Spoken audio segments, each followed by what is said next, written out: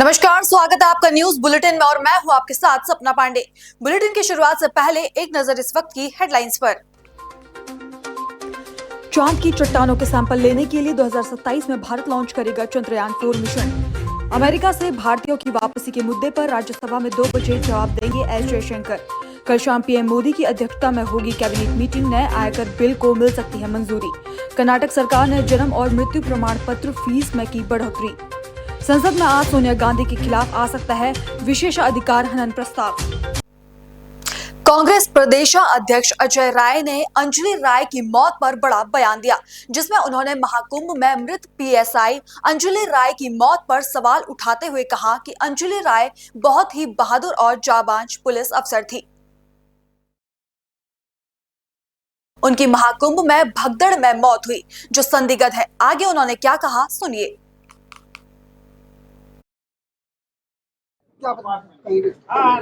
आज मैं अपने लोगों के बीच में आया हूं। अंजनी कुमार राय जी बहुत ही बहादुर और बहुत जाबाज इंस्पेक्टर थे, जिनकी भगदड़ में प्रयागराज में मौत हो गई और पूरी तरीके से ये मौत संदिग्ध है। इसकी जांच होनी चाहिए, इसकी न्यायिक जांच होनी चाहिए और हाई कोर्ट के सिटिंग जज के द्वारा इसकी जांच होनी चाहिए, क्योंकि पुलिस अपने ही पुलिस के दरोगा के घटना को छिपा रही है और उसको भ्रमित कर रही है। एक तरफ लिखा पढ़ी में 29 तारीख को आप दिखाते हो कि उनकी मृत्यु हो गई, दूसरी तरफ कल रात को आपको बताऊं, दुर्भाग्यपूर्ण यह है कि मेरा कार्यक्रम कल 10:40 में जारी होता है कि मैं अंजनी राय जी के घर जाऊंगा और 12:04 पर एक ट्वीट मेला पुलिस के द्वारा, कुंभ मेला पुलिस के द्वारा होता है और उसमें लिखा जाता है कि 30 तारीख को इनकी मृत्यु हुई है। आप सोच सकते हैं कि पूरी तरीके से किस तरीके से एक बहादुर जाबाज दरोगा की मौत को झुठलाया जा रहा है, छिपाया जा रहा है। ये निश्चित तौर से अब संदिग्ध स्थिति है। जिस तरीके से आप देख सकते हैं, एक अपने बहादुर साथी के लिए, एक फोर्स के दरोगा के लिए इस तरह की चीजें छिपाई जा रही हैं, तो आम आदमी जो भगदड़ में मरा है, समझ सकते हैं उसकी संख्या कितनी ज्यादा हो सकती है। 30 दिखाया जा रहा है, सैकड़ों हजारों की यह संख्या है, जिसको पूरी तरीके से सरकार झुठला रही है और लोगों को भ्रमित कर रही है। मौत के मामले को हार्ट अटैक बताया जा रहा है। देखिए, जब भीड़ का दबाव होगा, मेरे यहाँ भी एक घटना घटी थी 18 तारीख को, जब हम लोग प्रदर्शन कर रहे थे, उसमें भी एक हमारा कार्यकर्ता भीड़ की उसका भी हार्ट अटैक से ही मृत्यु हुई है और उसमें मुझे 2 घंटे थाने में बैठाकर पूछताछ की गई। मुझे थाने में बैठाया गया 2 घंटे तक, मेरा कार्यकर्ता मरा। तो ये भीड़ में हार्ट का ही दबाव बनता है, भीड़ अत्यधिक भीड़ होती है। मैं समझता हूं कि ये पूरी तरीके से घटना संदिग्ध है, इसकी जांच होनी चाहिए न्यायिक, और परिवार को न्याय मिले। आज मैंने अभी उनके जो भतीजे जिन्होंने दाग दिया, हिंदुभूषण जी से बात किया, पूरी उनके पास सारे पेपर्स हैं। डेट 29 तारीख को मृत्यु दिखाई गई, फिर 30 तारीख को ट्वीट में दिखाया जा रहा है और पूरी तरीके से सरकार इन आंकड़ों को छुपा रही है और अपने बहादुर एक दरोगा को, एक अपने बहादुर साथी को जो खो दिया, उसको भी छिपाने का काम कर रही है। उसके साथ भी पूरे पुलिस प्रशासन के साथ झूठ बोला जा रहा है। व्यवस्था को ऑल इज वेल बताया जा रहा है महाकुंभ में। पूरी व्यवस्था ध्वस्त हो चुकी है, पूरी व्यवस्था ध्वस्त है। आप देख सकते हैं आज जो पूरी तरीके से आज करोड़ों लोग वहां आज परेशान हैं। लोगों को शौचालय नहीं मिल रहा, पीने का पानी नहीं मिल रहा, लोगों को स्नान नहीं लोग कर पाए। इसके पहले भी व्यवस्थाएं होती रही हैं, इसके पहले भी अर्ध कुंभ हुआ है, ऐसा नहीं ये पहली बार हो रहा है। पर ये पूरी मार्केटिंग की सरकार, पूरी इवेंट की सरकार, और तो और आज देश के प्रधानमंत्री जी आज आकर वहां स्नान कर रहे हैं। मैं समझता हूं कि आज पूरी तरीके से जो गंगा मैया से क्षमा मांग रहे हैं, जो गलतियां हुई स्नान करके, मैं समझता हूं कि देश की जनता ने जो देखा है, जो हालात आज परिवार गुजर रहा है, जिस परिवार पे गुजर रहा है, उस परिवार में 3 बच्चियां हैं, बेटा है। मैं समझता हूं कि एक जवान परिवार में एक विधवा हो गई। मैं समझता हूं कि कितना दुखद समय है, जिसे पूरा परिवार आज दुखी है, लोग आज मातम का पूरा छाया हुआ है। क्या लगता है कि पुलिस प्रशासन अभी तक 5 से 6 दिन बीत जाने के बाद भी परिवार से संपर्क नहीं किया, ना ही कोई ठोस जानकारी दे पा रही है? नहीं, मैं तो इतना कहूंगा कि पुलिस प्रशासन सरकार के दबाव में सारी चीजें चल रही हैं। योगी सरकार में अभी तक, जहां तक मेरी जानकारी है, कोई यहाँ सरकार का मंत्री भी, कोई सरकार का नुमाइंदा भी इनके घर पे नहीं आया जो आगे शोक व्यक्त कर सके कि भाई हमने एक बहादुर अपना एक साथी खोया, एक जाबाज इंस्पेक्टर खोया है, उसके दरवाजे जाकर शोक संवेदना प्रकट कर सके। सरकार का कोई मंत्री नहीं आया और तो और इनके पुलिस विभाग का कोई अधिकारी तक अभी तक नहीं है। ये शर्म की बात है, बहुत ही मैं समझता हूँ कि इसकी जितनी निंदा की जाए कम है। कांग्रेस जो राष्ट्रीय अध्यक्ष ने जो बयान दिया है सदन में और जया बच्चन ने जो दिया उसको लेकर भारतीय जनता पार्टी के जो भी नेता लगातार उन पर हमला कर रहे हैं। देखिए, मैं इतना ही कहना चाहूंगा कि हमला करना, आप कुछ भी बोल दीजिए, कुछ कर लीजिए, पर जो वस्तु स्थिति है, जो आज सामने लिखा पढ़ी में है, जो आज अंजनी कुमार राय जी के साथ जो दुर्घटना घटी है, उनके लिखा पढ़ी में सारी चीजें रिकॉर्ड में है, उसको कैसे झुठला दोगे? उस पर कैसे आप जो है भाजपा के लोग झूठी बात करेंगे? तो मैं समझता हूँ कि पूरी तरीके से ये झुठलाया जा रहा है, झूठी बात बोली जा रही है और भ्रमित किया जा रहा है समाज को। ये बहुत बड़ी घटना है। उसमें एक हमारे परिवार के साथी, परिवार के लोग चले गए। पूरे प्रदेश और देश के अंदर इसका बहुत ही आक्रोश है। ये जो आपके चाचा की मौत हुई थी उस मौत को लेकर आपने जो बातें कही वही जो कुंभ मेला प्रशासन का जो एक ट्वीट आया है आज सुबह, और उन लोग का ये कहना है कि दरोगा जो है जो राय साहब हैं उनकी मौत भगदड़ से नहीं हुई है बल्कि हार्ट अटैक से हुई है। अच्छा, इसको लेकर क्या किया? देखिए, पहले तो जो महाकुंभ प्रशासन ने जो ट्वीट किया है उस ट्वीट को ही आप ध्यान से देखिए। उस ट्वीट में उन्होंने लिखा है कि सोशल मीडिया पर जो भी भ्रामक खबरें फैलाई जा रही हैं, ये शब्द उन्होंने लिखा है। आप उसमें नीचे देखिए, उसमें लिखा है कि अंजनी कुमार राय की मृत्यु 30/1/2025 को हुई है। पहले तो वही बताए ना कि मेरे चाचा जी की मृत्यु 30 को हुई है कि 29 को हुई है कि 31 को हुई है। मैं तो उन्हीं से सवाल पूछ रहा हूँ जो ये बोल रहे हैं भ्रामक खबर फैल रही है। भ्रम तो उन्होंने फैला दिया कि उनको पता ही नहीं है कि उनके जवान की मृत्यु 29 को हो रही है कि 30 को हो रही है कि 31 को हो रही है। ऐसे में क्या लगता है कि मौत का सही वजह क्या लग रहा था? Heart attack? मौत की सही वजह तो वो बताए ना भाई। पुलिस, जब मैं वहां पे गया हूँ तो वो मृत अवस्था में मुझको मिले हैं। मैं जब वहां गया तो वो मृत अवस्था में मुझको मिले, तो मैं मौत की वजह तो बता नहीं पाऊंगा। लेकिन उन्होंने उसमें लिखा है कि इनकी मृत्यु अस्पताल में इलाज के दौरान हुई है, तो वो अस्पताल का हमको पेपर दें, वो अस्पताल के उस अस्पताल का नाम बताएं कि किस अस्पताल में उनको एडमिट किए हैं, कारण क्या था। क्योंकि जिस अस्पताल में ले जाएंगे वहां पे डॉक्टर उनको देखेगा, लिखेगा, सब डिटेल बताएगा। हमसे तो कोई अस्पताल का ना पेपर मिला है, ना कोई डॉक्टरी मिली, ना कुछ मिला। और क्या लगता है जो हार्ट अटैक की बात कर रहे हैं तो क्या आपके चाचा जो है कभी कोई प्रॉब्लम आई थी या कोई दवा लेते रहे हो इस तरह की? अभी तक, मृत्यु से पहले तक हमारे चाचा जी को न शुगर, न बीपी, न बुखार, मतलब किसी प्रकार की कोई शिकायत नहीं थी।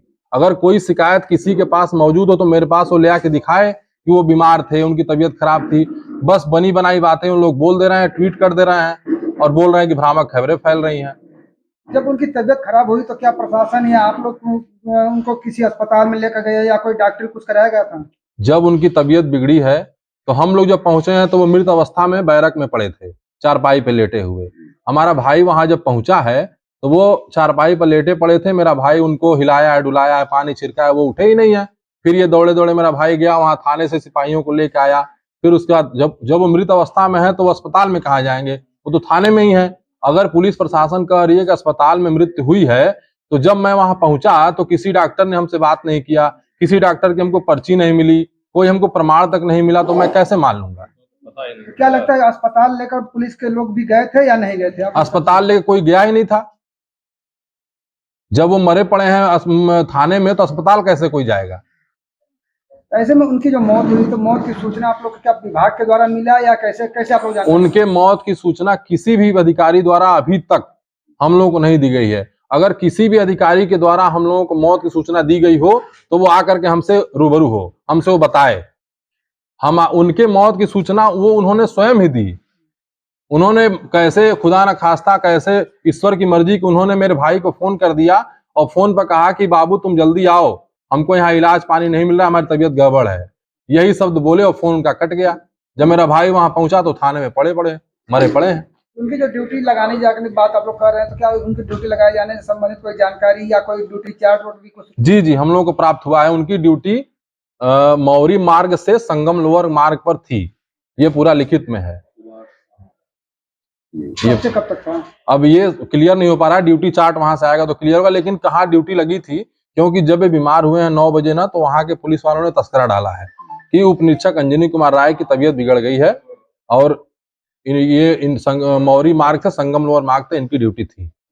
तो क्या इनको जैसे आपने बताया था कि ड्यूटी में जो लिखा गया था कि तो क्या पुलिसकर्मियों द्वारा किसी अस्पताल का उल्लेख किया गया कि किसी अस्पताल में ले गए हो, इलाज कराओ? उसमें ये लिखा हुआ है कि तबीयत बिगड़ने के बाद पीपीएम अस्पताल से दवा लाई गई, एडमिट की बात हुई ही नहीं है। डॉक्टर ने बोला कि आराम की सलाह दी, डॉक्टर ने आराम की सलाह दी। जब इनकी तबीयत बिगड़ गई और 2 घंटे में इनकी मृत्यु हो गई, जब इतनी तबीयत बिगड़ी थी तो वहां से किस अस्पताल में पुलिस वालों को ले जाना चाहिए था। आखिर वो किस डॉक्टर ने बोला कि इनको आराम की जरूरत है, वो डॉक्टर हमारे सामने आए। अगर ये लोग दवा लेने के लिए उनकी गए तो वो पर्ची कहाँ है, वो पर्ची हमको दें जो उन्होंने जीडी में उल्लेख किया है। मैं उसको कैसे मान लूं कि वो सही लिखा हुआ है, क्योंकि मैं तो वहां था नहीं। ऐसे में जो जिस पोस्टमार्टम रिपोर्ट की जो बात कर रहे हैं लोग की हार्ट अटैक हुई है, क्या वो रिपोर्ट आप लोग को मिल पाई है? पोस्टमार्टम रिपोर्ट की कॉपी मेरे पास आई है जरिए व्हाट्सएप। अभी हमको ओरिजिनल कॉपी नहीं प्राप्त हो पाई, क्योंकि मैं अभी काम क्रिया में लगा हुआ हूं। जब मैं पूर्ण रूप से सही हो जाऊंगा तो मैं जाऊंगा और ओरिजिनल पेपर जो भी होंगे मैं लेकर के आऊंगा। जो उसमें पोस्टमार्टम रिपोर्ट में लोग बता रहे हैं हार्ट अटैक, तो कोई भी व्यक्ति अगर कहीं दबेगा, कहीं उसको सांस लेने में दिक्कत होगी या कहीं कुछ ऐसी जगह फंस जाएगा तो उसको क्या बोलेंगे अगर वो मरेगा तो? ऐसे में कुल मिलाकर जैसे घटना 29 तारीख घटना है, आज करीब 5 तारीख है, लगभग 6-7 दिन हो गया, तो क्या लगता है पाकि प्रशासन या वहाँ की पुलिस प्रशासन वहां की जो कुंभ प्रशासन है वो पूर्ण रूप से इसको दबाना चाह रही है, जैसा मुझको लगता है। क्योंकि मुझको तो कल के ट्वीट को पढ़ने के बाद मेरा तो विश्वास ही उठ गया प्रशासन से। जब उस प्रशासन को यही नहीं पता कि हमारा जो पुलिसकर्मी है उसकी मृत्यु किस दिनांक को और कब हुई, तो मैं अब कैसे मान लूं कि प्रशासन मेरी मदद करेगा? उनकी मृत्यु 29 तारीख को दिन में 12 बजे हो रही है और प्रशासन लिख रहा है कि इनकी मृत्यु 30 तारीख को हो रही है। प्रशासन अब देखा जा रहा है कि सोशल मीडिया पर भी कार्रवाई कर रही है, कुछ लोगों को मुकदमा भी दर्ज की गई। क्या लगता है इस तरह का मुकदमा दर्ज करना कितना सही है? नहीं, मुकदमा दर्ज करना न दर्ज करना वो प्रशासन की व्यवस्था है, मैं उसमें कुछ नहीं बोलूंगा। अलीगढ़ के थाना हरदुआगंज क्षेत्र के जलाली में मनचले युवक की हरकतों से परेशान एक युवती ने फांसी लगाकर आत्महत्या कर ली। परिजनों का आरोप है कि मोहल्ले का ही एक मनचला युवक युवती को परेशान किया करता था। आरोप है कि उक्त मनचला युवती को अपने मन मुताबिक करने की बात कहता था। बीते दिनों मनचले की शिकायत परिजनों ने पुलिस से की। हालांकि पुलिस ने युवक को गिरफ्तार किया, लेकिन कुछ देर बाद छोड़ दिया, जिसके बाद बुधवार सुबह करीब 10 बजे युवती के परिजन घर पर नहीं थे। इस दौरान युवती ने घर में फांसी लगाकर आत्महत्या कर ली। घटना के बाद पुलिस ने शव को कब्जे में लेकर पोस्टमार्टम के लिए भेज दिया और पुलिस मामले की जांच पड़ताल में जुट गई। क्या नाम है आपका? ये मेरा नाम अशोक कुमार। पिताजी का क्या नाम है? रघुवीर सिंह। कहाँ पर रहते हो? महामाया नगर जलाली, थाना कौन सा पड़ता है? हरदोगंज। अच्छा, ये आपके घर पर क्या हुआ, क्या मामला है? साहब मेरी बेटी ने सुसाइड कर ली। किस बात को लेकर सुसाइड किया? साहब एक लड़का मेरी बेटी को धमकी देता था। क्या नाम था लड़के का? दिलीप कुमार। किसका बेटा था वो? कप्तान सिंह। तो क्या कोई बात थी क्या? साहब मेरी बेटी का उसने कांटेक्ट किया था जी, और साहब मेरी बेटी को धमकी देता था कि तू अगर मेरी बात नहीं मानेगी तो मैं तेरे भाई को मार दूंगी। वो चौड़े पे काम करता है, पिलगना चौड़े पे। किस बात की तरह की बात नहीं मानेगी? इसके बात की धमकी? हाँ, कि तू मैं कहूँगा वही करेगी, तू शादी नहीं करेगी और तू मेरे साथ रहेगी। अच्छा जी, मेरी बेटी ने सुबह ही बताया था मुझे। मैं चौकी लेके जा रहा था, जब तक मैं लौट के आया हूँ जब तक तो ये काम खराब हो गया। तो आपको कैसे पता था कि उसने सुसाइड कर लिया? जी साहब, मैं बाजार गया था, बाजार से आया तो मुझे किवाड़ लगी दिखी। ठीक है, मैंने देखा क्या हुआ, किवाड़ अंदर से कैसे लगी है। मैंने किवाड़ बजाई, बेटा भारती, बेटा भारती, आवाज नहीं आई। मैं जंगला में से झाँक के देखा तो मेरी बेटी तो झूल गई, झूल। तो आपने पुलिस को इन्फॉर्म किया इस मामले जी को? साहब, मैंने दरोगा जी को सब फोन किया, आप आ गए। तो अब आप क्या चाहते हो? साहब मैं उस दोषी को सजा मिलनी चाहिए पूरी। कितने साल की थी बेटी आपकी? बेटी मेरी 19 साल की थी। पढ़ाई वगैरह करती 8 थी क्या? तक पढ़ी थी। तो अब आप क्या चाहते हैं इस मामले साहब में? मेरी बेटी को जो हुआ उसका भी होना चाहिए। तो आपने इस बात की तहरीर दी है दी पुलिस? साहब, मैंने परसों तहरीर दी, उसे बंद भी कराया था, उसे छोड़ दिया था। उसके बाद भी पुलिस ने कोई एक्शन नहीं लिया नहीं था? साहब, उसे छोड़ दिया था। मेरी बेटी, उन्होंने कहा था कि इनकी लड़की को अभी ला के दो। ठीक है, तो साहब मेरी लड़की को उन्होंने 2 बजे, उसका भाई बड़ा, उसकी बहन, उसकी माँ ने ठीक घर से निकाल के यहाँ तक कर गई थी, ये चक्की के पास में गली में। ठीक है। जब मेरी बेटी यहाँ 2:05 पर 2 बजने में 5 मिनट थी, जब मेरी बेटी घर पे दिन आई। की घटना थी, रात की घटना थी? ये परसों की घटना था जी, जब मेरी लड़की गई थी, अच्छा और ये सुबह की घटना है आज की। अच्छा अच्छा। तो अब आप ये अपराधियों पे कानूनी अपराधी पे कानून कार्रवाई पूरी करना चाहता हूँ साहब। तो पुलिस सहयोग कर दिया आपका? बोलकर साहब पुलिस सहयोग करेगी, नहीं करेगी तो मैं ऊपर जाऊंगा। ठीक। कराना है कि आज दिनांक 5/2/25 को थाना हरदुआगंज जलाली चौकी क्षेत्र अंतर्गत एक 19 वर्षीय लड़की द्वारा आत्महत्या की सूचना प्राप्त हुई। सूचना प्राप्त होते ही थाना पुलिस, फॉरेंसिक टीम व मेरे द्वारा मौके का निरीक्षण किया गया। मृतका के शव को पंचायतनामा की कार्रवाई करके पीएम के लिए भेज दिया गया है। तहरीर प्राप्त होने पर अग्रिम विधिक कार्रवाई की जाएगी। कानून व्यवस्था सामान्य है। उत्तर प्रदेश के जनपद अलीगढ़ के हस्तपुर गांव में प्रधान द्वारा आपसी रंजिश के चलते एक दलित बुजुर्ग व्यक्ति के सिर में गोली मारे जाने की वारदात को अंजाम दिया है, जिसके बाद सूचना मिलते ही थाना अध्यक्ष समेत पुलिस फॉरेंसिक टीम के साथ घटनास्थल पर पहुंच गए, जहां पुलिस द्वारा घायल व्यक्ति को अस्पताल लाया गया, जहां डॉक्टर ने प्राथमिक उपचार के बाद उसकी हालत को नाजुक देखते हुए मेडिकल कॉलेज रेफर कर दिया। वहीं मौके पर पहुंचे ग्रामीण पुलिस अधीक्षक ने दलित व्यक्ति को गोली मारने वाले दबंग प्रधान को गिरफ्तार करने के लिए पुलिस की 3 टीमें गठित कर उसकी तलाश शुरू कर दी। नाम चंद्रवती है। पति का नाम चंद्रपाल। कहाँ की रहने वाली है? हस्तपुर। इनके साथ क्या हुआ है? मुझे गोली मारी है। किसने मारी गोली? हम तो घरे बोल चुराए और कोई होंगे संग।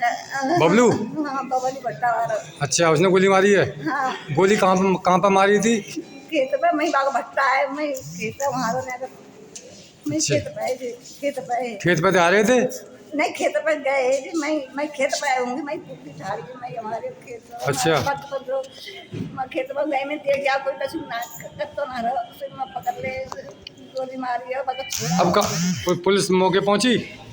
अब हमने तो हम तो घर से आए थे। अच्छा, ये पूछा पुलिस तो मौके पहुंची है ना? हाँ, पहुंच गई। अभी इलाज के लिए लेके आई है? हाँ जी, लाए हालत। जी हाँ, तो तुरंत ही हमें सूचना मिली थी कि थाना इगलास और हस्तपुर चौकी के अंतर्गत एक गांव है।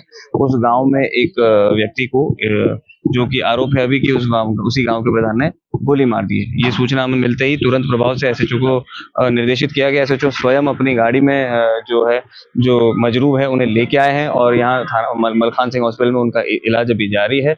और बाकी जो जिन पे आरोप है उनको पकड़ने के लिए हमने 3 टीमों का गठन कर दिया गया है और जैसी तहरीर मिलती है, तहरीर के आधार पर आगे की जो विधिक कार्रवाई वो अमल में लाई जाएगी।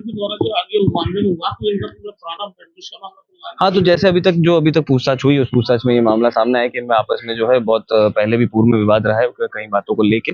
उन सभी विवादों में पहले भी पुलिस ने जो है विधिक कार्रवाई की गई थी और आज की जो घटना हुई है इसमें भी हम सभी साक्ष्यों को संकलित कर रहे हैं। फील्ड यूनिट को भी मौके पे भेज दिया गया, स्क्वाड टीम को भी भेज दिया गया है। तो जो भी आरोपीगण है सभी को लाया जाएगा और हिरासत में लेके और आगे जो है विधिक कार्रवाई। जो गोली लगने की जो बात है उसकी पुष्टि जो है यहाँ पे अभी हमारे चिकित्सक हैं वो प्राइमरी तौर पे उसकी जो प्राइमा फेसी जांच करके और तभी वो उस चीज़ की पुष्टि कर पाएंगे। हालांकि हम लोगों ने जो भी पूछताछ करी उस हिसाब से इनका कहना यही, इनका आरोप यही कि इन्हें गोली मारी गई। नहीं, अभी तक इसमें जो टीमें गठित की गई, टीमें लगी हुई है और जैसे गिरफ्तारी होती है आप सभी को इसमें अवगत करवाएंगे।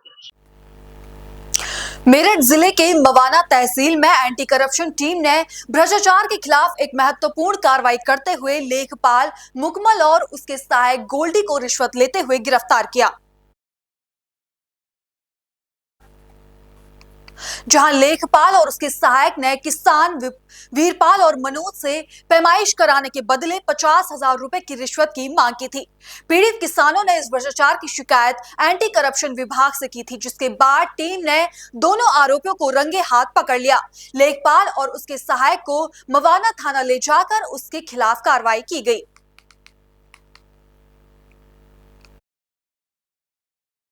अच्छा, 50,000 की क्या मामला क्या था? मामला था हमारी जमीन है 430 नंबर में, 430 बड़ा नंबर है। 430 बड़ा नंबर है। अच्छा, तो उसमें हमारी जमीन जोत रखी है, हम 35 साल से जमीन जोत रहे हैं। अच्छा, वहीं पे, तो लेखपाल जी ने जाके उसमें पैमाइश करा दी। हमारी ज़मीन आती यानी कि हमारी 10 बीघे ज़मीन है, उसमें से 5-6 बीघे ज़मीन और किसी को दे दी। उसकी ज़मीन 5.5 बीघे आ रही थी, नाप के 40 बीघे दे दी। अच्छा उनकी ज़मीन बाकी है, पानी में है, पानी के ऊपर उठा के धर दी। 5 लाख रुपए रिश्वत ले गए। अच्छा, लेखपाल ने? हाँ जी। क्या नाम है लेखपाल का उसका? मुकम्मिल। अच्छा, तो आप कब से परेशान हो रहे हैं चीज़ को लेकर? 2 महीने हो गए सर। तो शिकायत कब करी थी? शिकायत हमने डीएम के यहाँ, डीएम सर के यहाँ पे भी लगाई थी, एसडीएम साहब के यहाँ भी, तहसीलदार एंटी करप्शन से कब करी थी आपने शिकायत? हमारे 4-5 दिन का प्रोसेस है। अच्छा, 4-5 दिन का। आज इसे पकड़ा है। तो आप दोनों सगे भाई हो अलग अलग हो? अलग अलग है। दूसरे क्या नाम है? खेत पड़ोसी हैं। दूसरे क्या नाम? मनोज। दोनों की ज़मीन थी, दोनों की ज़मीन उसने उसमें दे दी उसे, दूसरे किसान को। क्या नाम है उसका?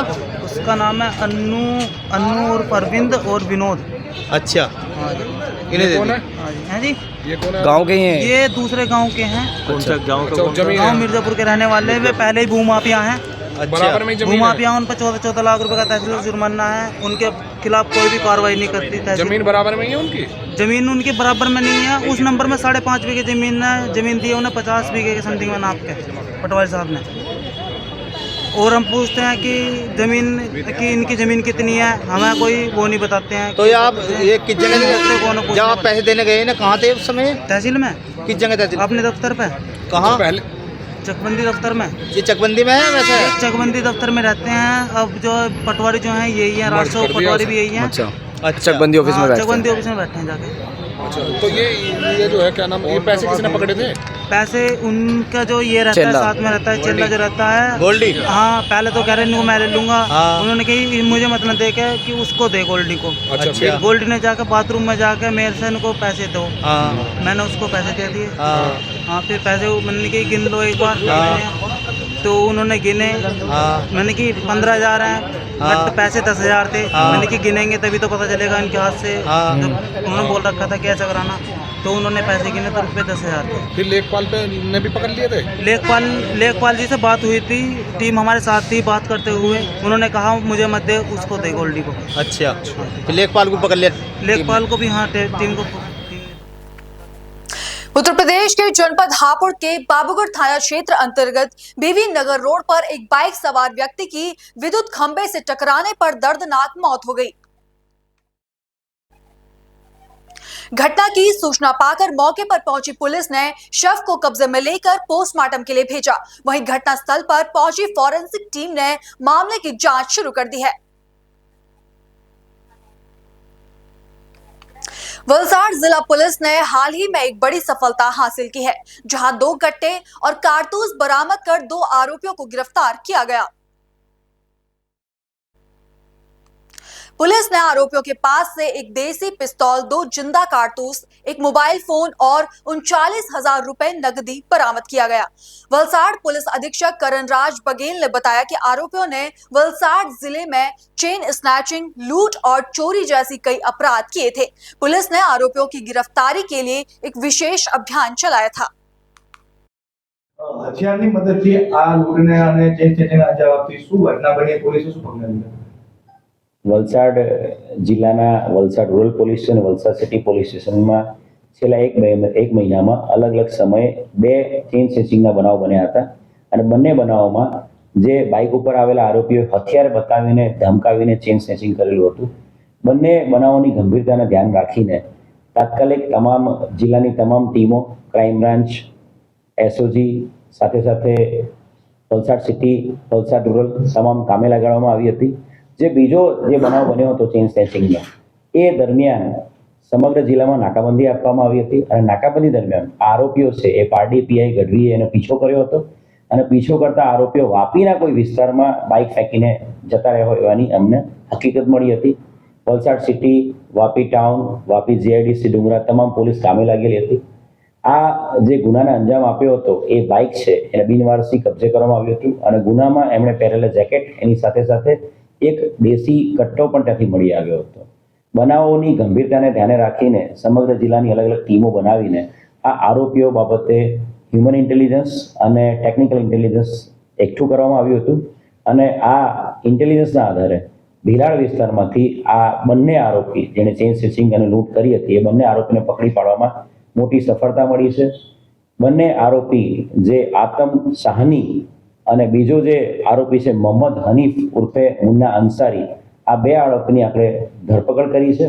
આ બંને આરોપીને પકડ્યા ત્યારે પણ એમની પાસે એક અન્ય બીજું હથિયાર દેશી કટ્ટો પકડી પાડવામાં આવ્યો છે અને બંને આરોપીઓની વિધિવત ધરપકડ કરવામાં આવી છે. અને એમની જે વધુ પૂછપરછ કરી છે એની અંદર જે આ બંને આરોપીઓ છે એમના દ્વારા આ બે જે ચેઇન સ્નેચિંગની લૂંટ કરી છે એની અંદર 2 બાઇક ચોરી કરીને આ લૂંટને અંજામ આપવામાં આવ્યો હતો.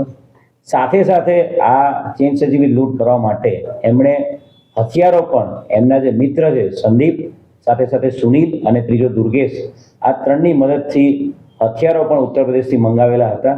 એટલે કુલ 2 આર્મસેક્સના ગુનાઓ, 2 બાઇક ચોરી, 2 ચેઇન સ્નેચિંગની લૂંટ અને 1 જૂની મોબાઈલ ચોરી, એમ 7 જેટલા ગુનાઓ ડિટેક્ટ કરવામાં વલસાડ જિલ્લા પોલીસને સફળતા મળી છે.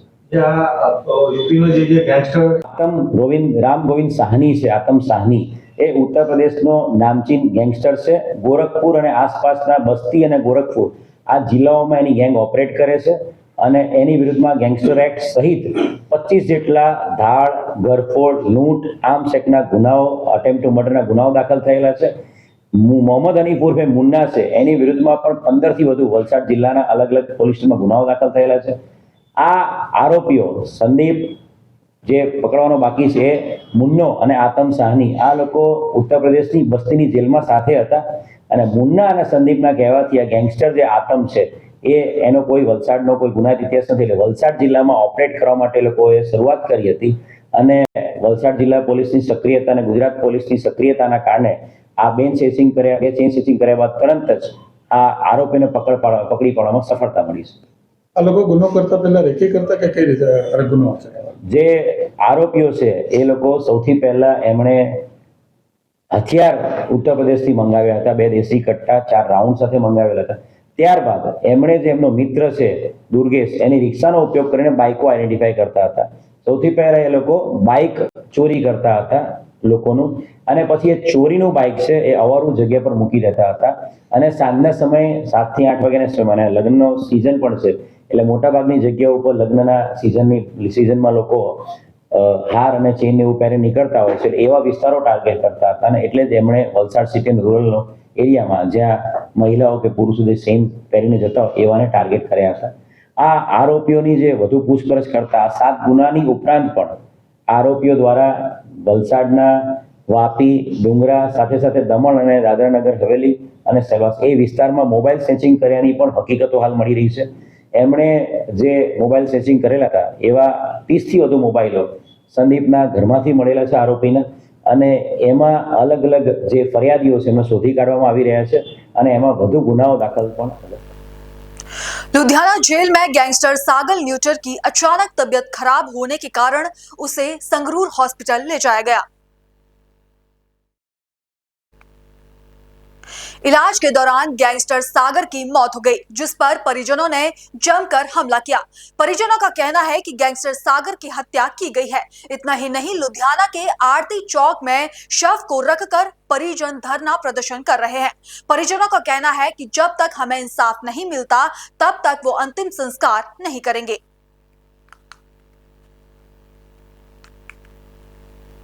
Rajiv Gandhi colony ward number 26 में रह रहे लोग कॉलोनी में रोजाना हो रही चोरियों के आतंक से परेशान हो चुके हैं. लोगों का कहना है कि यह सिलसिला कई महीनों से चल रहा है, जहां रात के समय 3 नाबालिग लड़के पूरे मोहल्ले में घूमते हैं और चोरियां करते हैं. कॉलोनी के पास फोकल पॉइंट थाना भी है, जिसका चोरों को बिल्कुल भी खौफ नहीं है. नाबालिग रात को तेज धार हथियार के साथ चलते हैं और चोरी करते हैं. कुछ कहने पर लोगों को धमकियां देते हैं, जिससे पूरी कॉलोनी में डर का माहौल बना हुआ है. लोगों की प्रशासन से मांग है कि रात को पीसीआर टीम मोहल्ले के चक्कर काटा करे, जिससे चोरों को डर रहे और वह चोरी ना कर पाए. नमस्कार दोस्तों, मैं अजीत कुमार लुधियाना से न्यूज़ 24 से प्रेस रिपोर्टर. आज देखो राजीव गांधी कॉलोनी में आ लड़का है, इसका मोबाइल गुम हो गया. क्या नाम है भाई तेरा? मन्नू. आया भाई, तू भी आ इधर. आज राजीव गांधी कॉलोनी से, जो कि आज रात को 2-2:30 बजे की बात है. और आपका क्या छोटे क्या नाम है? आशीष कुमार. ये लड़के हैं, देखो रात को 2:30 बजे भी मोबाइल गुम हुआ लड़के का. कहने का मतलब ये है कि रोज का काम हो गया है, मतलब मोबाइल चोरी का जो सिलसिला चल रहा है। बिल्कुल हम चाहते हैं प्रशासन से भी, राजीव गांधी कॉलोनी जो साथ में फोकल पॉइंट थाना भी है, यहाँ के FHO साहब, SP साहब, यहाँ पुलिस कमिश्नर साहब विनती करते हैं कि ये जो चोरी का जो मामला है इसके ऊपर पूरा देखभाल बढ़िया तरीके से करी जाए। एक लड़का और आओ, छोटे तू भी आ जाए इधर, आ जा 1 मिनट इधर इधर आ जा 1 मिनट इधर आ इधर 1 मिनट ओ आ जा। आप लोग देख सकते हो वीडियो में, ये आप थोड़ा इधर आ जाओ, ऐसे ये है हमारे, इनका मोबाइल गुम हुआ है रात को 2 से 2:30 बजे तकरीबन बाद में पुलिस चौकी में लगाया फ़ोन, भी कोई फ़ोन उठाया रिसीव नहीं किया है। 112 नंबर भी लगाया मैं। और आप रहते कहाँ पे हो? जीवन नगर। आप लाइन पे? ये लाइन पे। आप कहाँ रहते भाई साहब? जीवन। इनका फ़ोन गुम हो गया रात के, देखो 2 से 2:30 बजे के बीच है। लड़के कौन से थे? लड़के नहीं थे, गाड़ी से आए मुंह बांध के। अच्छा। और तलवार टोका दिखा दिए, छीन के ले गए। अच्छा। और पहले कैसे कभी चोरी हो रही क्या आप लोगों की? पहले मेरी चोरी होती है, रूम से चोरी हुआ था। कि क्या गुम हुआ था आपका? मोबाइल। चलो, रिपोर्ट वगैरह कर रखा था आपने? रिपोर्ट नहीं करा था, पर मोबाइल MI 3 है। रहने वाले कहाँ के हो आप? हाँ जी। रहने वाले कहाँ के हो? यूपी में कहाँ से? पूरा बताना नेपाल है। बहराइच जिला के हो। पढ़ते हो, क्या करते हो आप? नहीं, काम करता हूँ। अच्छा। कौन सी फैक्ट्री में काम करते हो? मूनलाइट। ठीक है। आप क्या करते हो भाई साहब? कुछ नहीं करते। आप? मैं? हाँ जी। मैं काम करता हूँ। कौन सी फैक्ट्री में काम करते हो? मैं KJ फोर्जिंग। हाँ। चलो ठीक है। मैं अजीत कुमार प्रेस 24 से, मैं कल ये वीडियो में SHO साहब को दूंगा, भी इन लड़कों का फ़ोन भी थोड़ा जल्दी मिल जाए। ठीक है, okay sir, thank you. 5G phone था हमारा। कौन सा था? 5G phone, Bibbo. ओके। खबरों का सिलसिला आगे भी जारी है, लेकिन फिलहाल लेते हैं एक छोटा सा ब्रेक।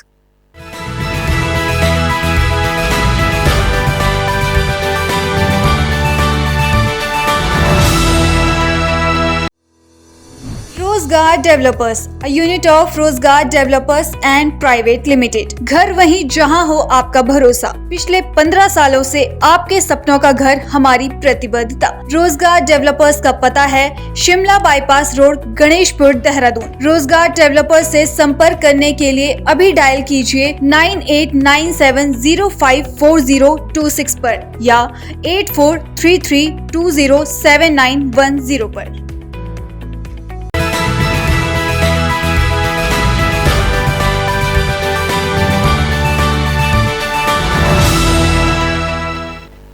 ब्रेक के बाद आपका फिर से स्वागत है। गुजरात के तापी जिले के उचछल तालुका स्थित पाखरी गांव में इंडियन ऑयल कंपनी की पाइपलाइन से डीजल लीक होने के बाद आग लगने का खतरा पैदा हो गया।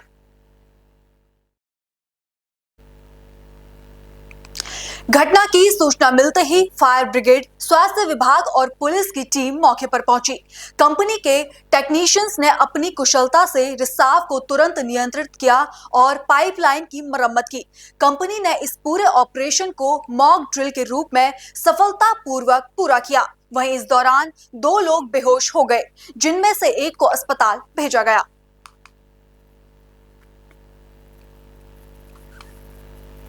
अगली खबर झारखंड के हजारीबाग से है, जहां हजारीबाग रिंग रोड होटल में राष्ट्र तेली साहू महासंगठन के प्रदेश अध्यक्ष दिलीप नरेश, प्रोफेसर सोमर साहू और अरविंद कुमार की अध्यक्षता में बैठक का संचालन किया गया।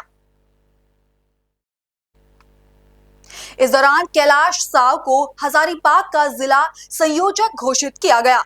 उनको दिशा निर्देश देते हुए प्रदेश अध्यक्ष ने कहा कि 1 महीने के अंदर कार्य समिति को जिला कमेटी तैयार कर प्रदेशाध्यक्ष को कार्य देंगी। साथ ही संगठन को मजबूत बनाकर समाज को आगे ले जाने का काम करेगा। उन्होंने आगे क्या कहा, सुनिए। कि हमारे समाज को संगठित करना है, तो ये हमारा समाज का संगठन ऑल इंडिया के स्तर पर चल रहा है। उसी संदर्भ में हमने हजारीबाग में आज बैठक की, जिसमें जिला संयोजक के रूप में माननीय कैलाश साहू जी का मनोनयन हुआ। उनके साथ सहयोगी टीम में लगभग 7 आदमी का संगठन बना है, जिनका मुख्य उद्देश्य है समाज को एक करना, पूरा जिला में एक करना, राज्य में एक करना, देश स्तर पर एक करना है और अपना अधिकार जो है मुख्य रूप से हमारा जो अधिकार है आबादी के, जितने आबादी उतनी हिस्सेदारी, उस आबादी को मानना है। जिसे हमारा ऑल इंडिया में आबादी 8% है, हमारा 8% आरक्षण चाहिए। पश्चिम बंगाल में शुरू हुई 2 दिवसीय बंगाल ग्लोबल बिजनेस समिति 2025 के 8वें संस्करण का उद्घाटन किया गया। इस समारोह में उद्घाटन के दौरान सीएम हेमंत सोरेन और विधायक कल्पना सोरेन शामिल रही। सीएम हेमंत सोरेन ने पश्चिम बंगाल की मुख्यमंत्री ममता बनर्जी की अध्यक्षता में आयोजित हुई इस समिति में आए हुए उद्योगपति और निवेशकों को संबोधित किया। आज यहाँ बंगाल ग्लोबल बिजनेस समिट में आए हुए आप सभी लोगों का हार्दिक अभिनंदन करता हूँ, जोहार करता हूँ।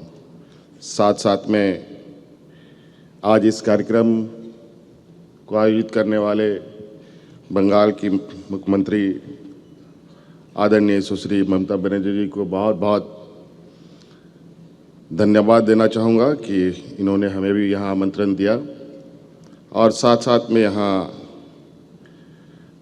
देश के और दुनिया के अलग अलग देशों से आए हुए हमारे उद्योग जगत के सभी अतिथिगण, उनका भी मैं हार्दिक अभिनंदन करता हूँ। मैं झारखंड से आता हूँ और लगभग आधा झारखंड हम लोग एक कॉमन वॉल पर हैं। बहुत सारी गतिविधियाँ एक समान है। झारखंड,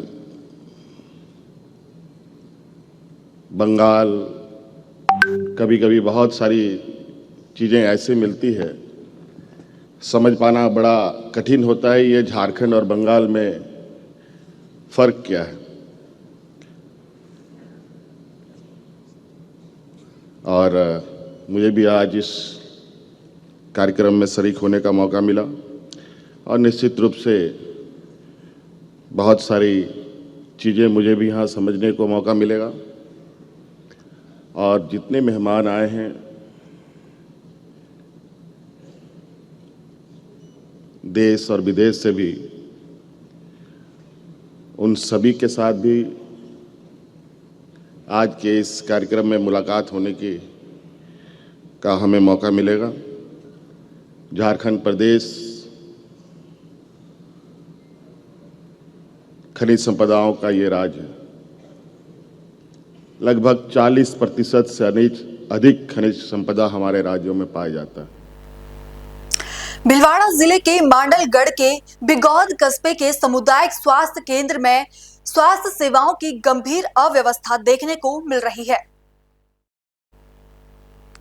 यहाँ 5 डॉक्टरों के पद स्वीकृत होने के बावजूद केवल 1 डॉक्टर कार्यरत है, जिसके चलते ग्रामीणों ने अस्पताल के बाहर प्रदर्शन कर प्रशासन से सुधार की मांग की है। सामाजिक कार्यकर्ता मुनीर लोहार ने बताया कि 25,000 की आबादी वाले बिगौद में हर दिन 200 से अधिक मरीज इलाज के लिए आते हैं, लेकिन डॉक्टर और स्टाफ की कमी के कारण उन्हें इलाज के लिए भीलवाड़ा तक जाना पड़ता है। मुनीर लोहार ने चेतावनी दी कि अगर 3 दिन में अस्पताल की व्यवस्थाओं में सुधार नहीं हुआ तो 7 फरवरी से अस्पताल के बाहर धरना प्रदर्शन किया जाएगा। बहुत ज़्यादा परेशान हैं डॉक्टर के नहीं होने की वजह से। यहाँ पे लोग पट्टी कराने के लिए आते हैं, उनको भी पट्टी की व्यवस्था भी नहीं हो पाती है। और इमरजेंसी जो केस आते हैं बहुत बार तो यहाँ पर मौतें हो गई है और पहुँच नहीं पाते। गरीब आदमी तो पहुँच ही नहीं पाता क्योंकि उनके पास साधन नहीं होता है, तो ना तो यहाँ एम्बुलेंस है ना कुछ है। इसीलिए मुझे कोई सब परेशानी है कुल मिला के। यहाँ पर अगर डॉक्टर नहीं लगे तो फिर बाद में पूरा गांव बंद किया जाएगा, यहाँ धरना दिया जाएगा। और यही हमारी मांगे है कि यहाँ जल्दी से जल्दी डॉक्टर लगाया जाए, पूरा स्टाफ लगे। बिगड़ तहसील के अंदर बिगौद एक बड़ा कस्बा है जिसकी आबादी करीब 25,000 के लमसम है और बिगौद एक राजकीय स्वास्थ्य केंद्र होते हुए यहाँ 3 करोड़ से ऊपर की लागत से राजस्थान सरकार ने बिल्डिंग का निर्माण किया, हॉस्पिटल बिल्डिंग का निर्माण किया। उसके बावजूद यहाँ स्टाफ कर्मियों की कमी है।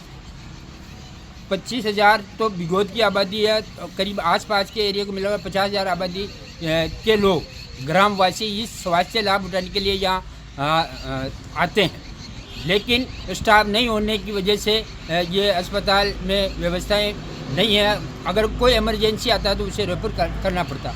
केवल मात्र एक डॉक्टर, एक 2 कंपाउंडर के वजह से हॉस्पिटल चल रहा है। तो मैं प्रशासन से निवेदन करता हूँ, इतनी बड़ी लागत से बना हॉस्पिटल जो आज खाली व्यवस्था में पड़ा हुआ है, तो रिक्त पदों को भरा जाए। अन्यथा हमने इस संबंध में एसडीएम उपखंड अधिकारी मांडलगढ़ को भी ज्ञापन दिया और रिक्त पदों को भरने का के लिए मांग की, लेकिन प्रशासन ने कोई उचित कदम नहीं उठाया।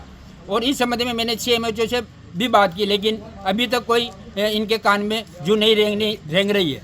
मैं प्रशासन से निवेदन करता हूं, अगर 3 दिवस के अंदर अंदर यहाँ रिक्त पदों की पूर्ति करते हैं तो ठीक है, अन्यथा यहाँ अनिश्चितकालीन धरना दिया जाएगा और आंदोलन किया जाएगा, जिसकी समस्त जिम्मेदारी प्रशासन होगी। आज मुख्यमंत्री विष्णुदेव साय नगरीय निकाय चुनाव प्रचार अभियान के तहत आज रायगढ़ पहुंचे, जहां उन्होंने 5 किलोमीटर से ज्यादा रोड शो किया। इसके बाद मुख्यमंत्री साय कार्यकर्ताओं के हुजूम के साथ जीवर्धन चौहान की चाय दुकान पर पहुंचे, जहां मुख्यमंत्री विष्णुदेव साय ने न केवल स्वयं चाय बनाई बल्कि सबके साथ चाय का आनंद लिया। बता दें कि जीवर्धन रायगढ़ नगर निगम में भाजपा के महापौर प्रत्याशी हैं। उन्होंने लोगों को चाय की वितरित भी किया और बोले, एक साधारण से कार्यकर्ता की मेहमान का उचित सम्मान यह भारतीय जनता पार्टी में ही संभव है।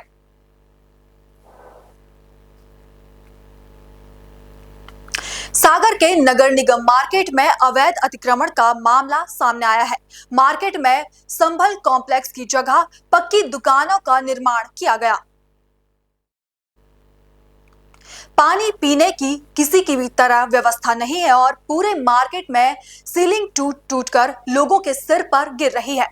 लोगों की समस्याओं को सुनकर नगर निगम उपायुक्त हेमलता पटेल ने नगर निगम मार्केट का जायजा लिया। काफी पुराना मार्केट है, आज इसका निरीक्षण हुआ है। काफी इसमें अतिक्रमण की भी शिकायत है, लोग परेशान हो रहे हैं। आज आपने निरीक्षण किया है, क्या कार्रवाई हुई? सर, हमारे निर्देश है नगर निगम से जितना भी अतिक्रमण हो उससे हमें नगर को जो है मुक्ति मिले, साथ ही यहाँ पे जितनी भी दुकानें बनी हुई उनका किराया वसूली हो, राजस्व हमारा बढ़े। इसी के परिप्रेक्ष्य में आज हम नगर निगम आए थे। हमारे जो नगर निगम के अधिकारी हैं, हमने इसका निरीक्षण किया, पाया कि यहाँ अतिक्रमण है, स्थायी भी है, अस्थायी भी है, और जो रेंट की दे नहीं रहे हैं उनसे भी हमने बात की। उनकी भी अपनी प्रॉब्लम है, कई दुकानदार अपनी समस्याएं बता रहे हैं। हमने सबकी समस्याओं को भी सुना है, यहाँ के कुछ रिकॉर्ड्स वीडियोस वगैरह भी बनाए हैं। प्रॉपर तरीके से इसको जो है जो गाइडलाइन है गवर्नमेंट की, उससे हम इसका निरीक्षण कराएंगे। तदुपरांत हम अपना प्रतिवेदन देंगे हमारे आयुक्त को, उसके बाद यहाँ के अतिक्रमण की कार्रवाई होगी। जान पाना है, आज तक इसका मेंटेनेंस नहीं हुआ, बहुत जर्जर स्थिति में है। जी, मैं पहली बार एक्चुअली यहाँ पे आई हूँ। मैंने भी देखा है कंडीशन बहुत ख़राब है, भविष्य में कुछ भी ऐसी घटना घट सकती है। तो हम ये चाहेंगे कि इस प्रतिवेदन के बाद आगामी कार्रवाई जो है जल्दी से जल्दी करवाएं। और ये हमारे महापौर और मैडम, आपने भी अतिक्रमण देखा है, तो इस अतिक्रमण को लेकर आपने क्या निर्देश दिए? मेरी अतिक्रमण के प्रभारी है हमारे वकील साहब, उनसे बात हुई है। उनका कहना है कि मतलब हमको संस्कृति चाहिए बड़े अतिक्रमण हटाने। मैडम, इतने बड़े मार्केट है यहाँ पे, सुलभ शौचालय नहीं है। सुलभ शौचालय के संबंध में मेरे को यहाँ का ना नक्शा पता है, अभी जानकारी में नहीं है नक्शा। उस नक्शे को देखकर जहाँ सुलभ शौचालय होगा वहाँ बनवाने के लिए आयुक्त महोदय को प्रस्तुत की जाएगी। मैम, काफ़ी बड़ा मार्केट है, स्थायी अतिक्रमण के लिए क्या करेगा?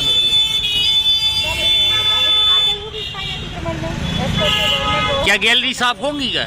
बिल्कुल होंगी सर, जो रूल में होगा वही होगा जी। कितना समय लगेगा अतिक्रमण अभी कार्रवाई करने? अतिक्रमण प्रभारी से अभी पहले मेरी मीटिंग होगी, क्योंकि अतिक्रमण प्रभारी दूसरे हैं हमारे राजस्व। सर, इतने बड़े मार्केट में पीने के लिए पानी नहीं है कहीं? मैंने उनसे बोला है कि जितने भी यहाँ पर दुकानदार हैं हमारे नगर निगम में, उनसे बोला है कि आप लिखित में अपनी जो भी समस्याएं हैं वो दें, ताकि हम उस पर आगामी कार्रवाई कर सकें। बीते मंगलवार को अकोला के आरती अपार्टमेंट में आग लग गई थी। इस आग ने सिर्फ 3 मिनट के अंदर भयानक रूप ले लिया था। अपार्टमेंट में फंसे 50 से ज्यादा लोगों की जिंदगी बचाने पहुंचे मसीहा ने एक बार फिर से देश में हिंदू मुस्लिम की एकता को दर्शाया है। ख्वाजा साहबुद्दीन, जो कि पास में ही कंस्ट्रक्शन का काम कर रहे थे, वह खुद और बाकी के मजदूरों को लेकर आरती अपार्टमेंट पहुंचे और आग में कूदकर कई लोगों को क्रेन से बाहर सुरक्षित निकाला। दमकल गाड़ियों ने आग पर काबू पाया।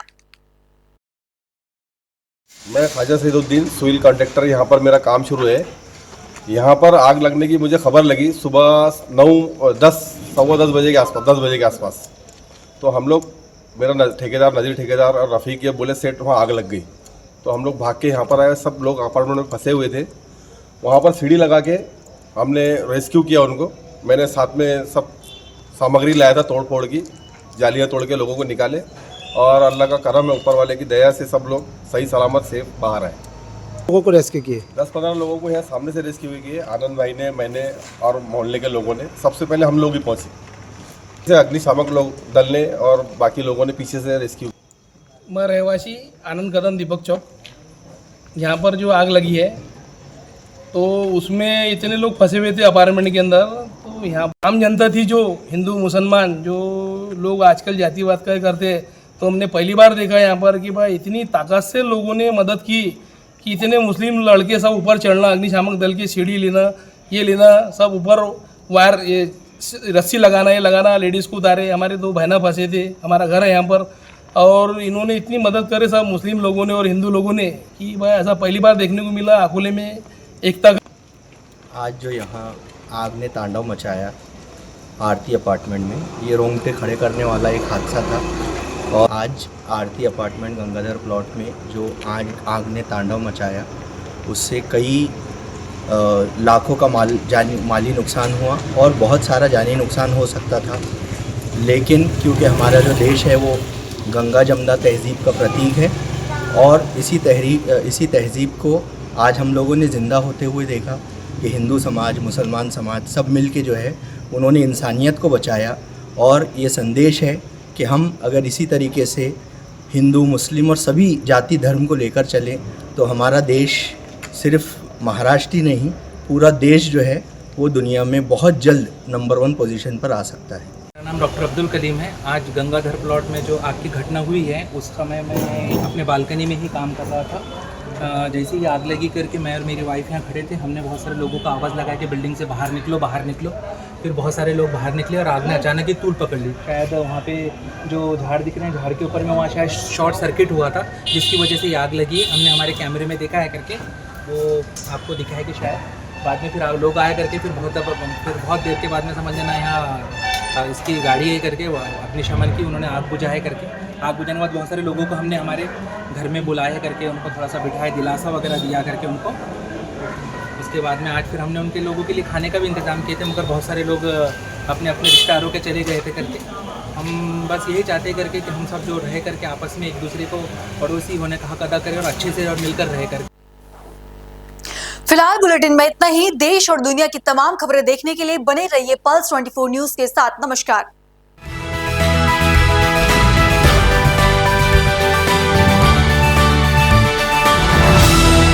नमस्कार, स्वागत है आपका न्यूज